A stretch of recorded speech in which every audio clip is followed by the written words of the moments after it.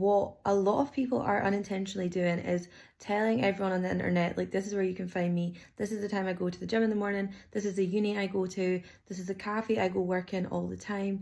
You are voluntarily telling people when and where to find you. So, if you're not aware what the Living Alone Diaries are, basically you have a creator taking everyone along their day, and it goes as far as things like where they gym, where they eat, showing the inside of their houses, their neighborhood, etc. For some people, it's comforting, right? It feels like you're in the room with somebody, someone's around you. It eases a level of loneliness you might have. And for other people, it's motivation to get up, get on with your day. And I won't even lie, I think the genre is quite cute. There's something nice to see people romanticizing living alone, etc. But if you watch them long enough, like I have done in the past, you start to realize that actually I know a little bit too much about this person. Because yes, it feels like a digital equivalent to a friend in your room with you. But at the same time, some of these videos start to paint a picture of the creator's life without leaving much to the imagination. And whether we want to believe it or not, or we're conscious about it or not, there are a lot of people that have bad intentions on the internet. And some of these videos have given so much information out that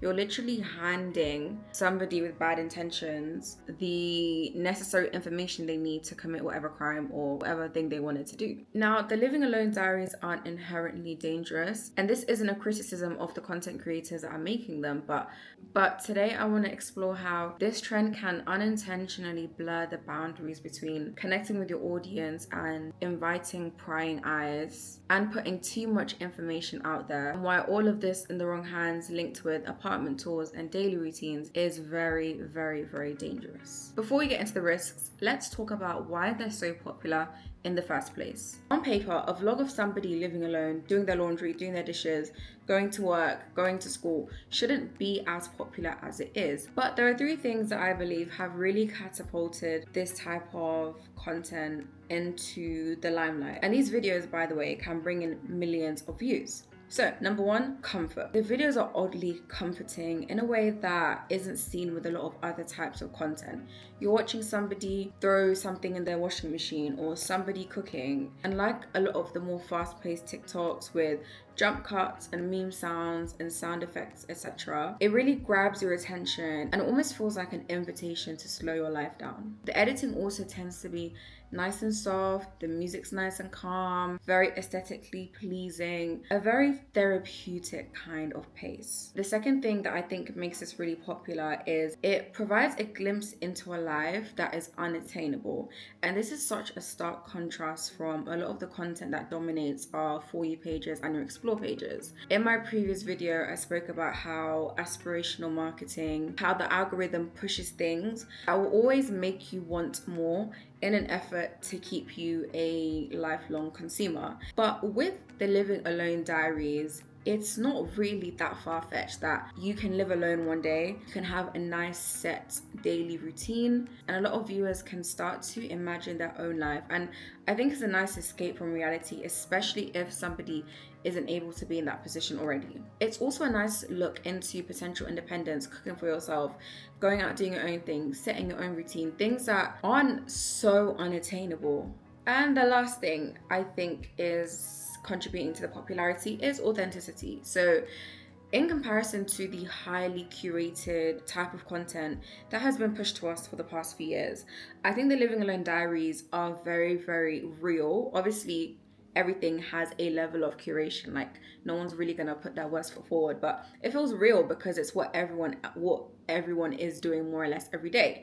It's not like an influencer sharing themselves going on a brand trip, which maybe only 1% of people are able to achieve. It's literally being at home, and I think it allows the audience to connect with the creator a bit more as well. And another thing is that they also don't really shy away from showing the real moments, in terms of you will see the kitchen sink be full of dishes, you will see their bathroom messy, you will see the floor needing to be swept, and they will do it on camera.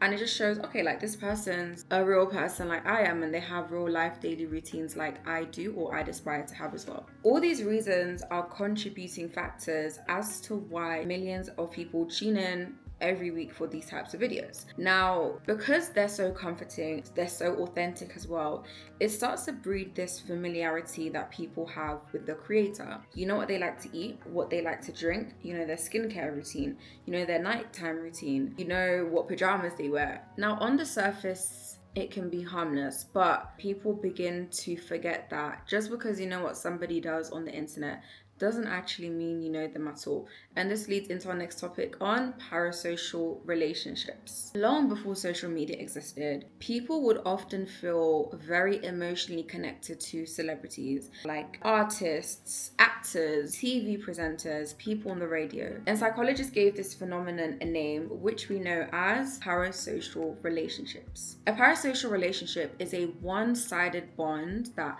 somebody will have with a creator or a celebrity, or basically somebody that doesn't know them, but they believe they have a bond purely because they know them.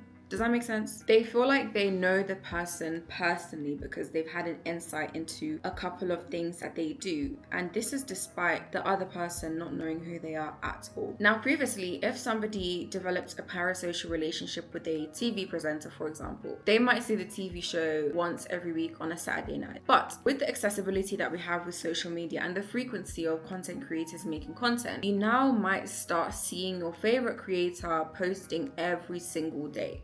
Now, the thing about our brains is that our brains are wired to build familiarity through repeated exposure. That is why when people are in relationships, for example, they speak multiple times a day or strive to pray every day. Now, bringing it back to the Living Alone Diaries, because I promised it links, if people were able to develop these relationships with actors or TV presenters, radio hosts, etc. What more content creator that is opening up every single part of their life for the internet? Can you see how the parasociality, I don't know if that's a word, has the potential to be even greater? Now, this leads to a level of entitlement all the time. And because a creator has shared a lot with millions of people, they now have a lot of people falling for this illusion of friendship. Now, for a small minority of people, they can cross over. This illusion doesn't just stay on the internet. They start to see a actual relationship in real life. And like other types of content, the living alone vlogs don't really rely on the creator. They're more so the space that they're in and their day-to-day routine. Your kitchen, your bedroom, your living room becomes the focal point of your content. And the problem is, every new video can show a bit more information than the last one. You guys know that guy that's able to find something based on one small picture? Like, you'll literally show him a tree and he can find the exact location, or you can show him a street and he'll find exactly where it is. Now, again, we have to remember that there's people with really, really bad intentions out there. If he's able to do that with just one small piece of information, let alone somebody with bad intentions with the same skills, with the layout of your place, where you go to eat every day, they will literally find you. All a stalker or somebody needs is a little bit of time, enough motivation, and if they're able to compare different landmarks from your window, or if you're saying I always get my coffee here in the morning, they can figure out where you are. People that are doing this type of content are putting themselves into so much danger. I remember growing up and stranger danger was a concept that was literally hammered into our heads, and I feel like we've taken the stranger danger concept and completely forgotten that it can actually be applicable to the internet as well. Now, unfortunately, this ties into real life scenarios that have happened before. This is never to victim blame somebody that's been on the receiving end of stalkers or people that have used their information on social media to like rob them or attack them. This is just a reminder that we have to be conscious of what we're putting on the internet and what we are portraying to the world. And this is especially scary because a lot of the living alone diaries I see are young women on their own, and we know how crazy the world is and how young women are targeted more than like anyone. So telling people you live alone and showing them what you do in day-to-day life, I just don't think is the smartest thing. Remember we spoke about parasocial relationships earlier. Now